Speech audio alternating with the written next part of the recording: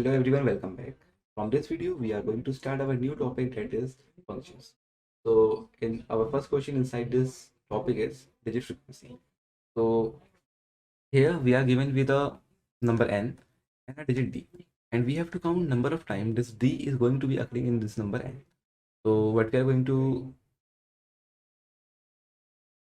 so let's say we are given with a number 1020, and we have to count number of occurrences of d. Let's say d is 0, so we have to count number of occurrences of d. So number of occurrences of d can be clearly seen as 2 here. So our output is going to be 2. So what we are going to do here is, so we are going to check our last digit with this digit d, or we can say target, with this target. So now when we compare this last digit with this target, so if the value of this last digit and the target is going to be similar, so we are going to increment one counter variable by 1. So initially it was 0, we are going to increment it by 1. After that we are going to remove this last digit. So after removing this last digit, our new number is going to be 102. So again we are going to compare this last digit with this target. Again, the value of this target and this last digit is not same, so we are not going to increment our counter. Now again, when we remove this last number, our new number is going to be 10. So again, when we compare this last digit remainder with target, so our counter is going to be incremented by 1 because these two values are same. So when we remove this last number, our new number is going to be 1. So after that, when we are going to compare it with our target, these two numbers are not going to be similar, so we are not going to increment our counter.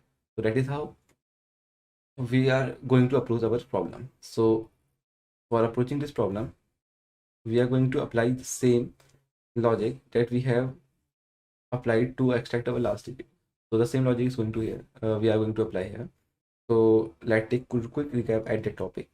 So at that topic we have taken a 10, and we have to and we divided it, and our number is going to divide it by 10.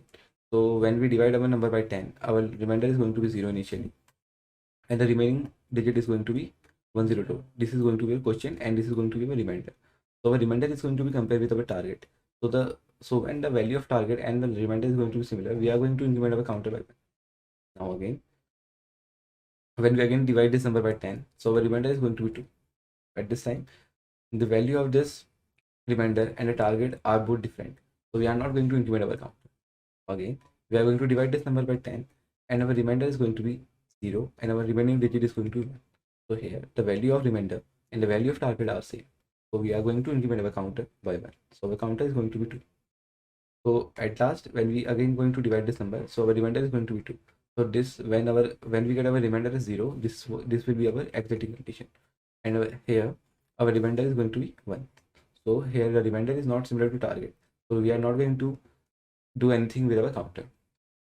So this is how our whole algorithm is going to work. So now let's hold this. So initially what we are given is, we are given with a count and initialize to 0, and we have to run a while loop until this number is not going to be 0. So at first line we are going to extract the last digit. The last digit is extracted as n modulus 10. So here the remainder of any number can be calculated as when number is going to be divided by 10. So this expression is going to be giving us remainder of any number. So here the remainder of 1020 can be calculated when this number is going to be divided by 10, and we are going to get our remainder as, or last digit as, 0. So after getting last digit, we are going to compare it with our target. So our target is given as d. So it so it is going to be, so our last digit when going to be similar to this last digit, we are going to increment our count. The counter is going to be incremented by 1. Now the most, at last, make sure that you should reduce your number by 10. So this is the most basic error that beginner faced, that they didn't reduce this number. So this is the most important step. So that we are going to return this answer count. So let's run this program.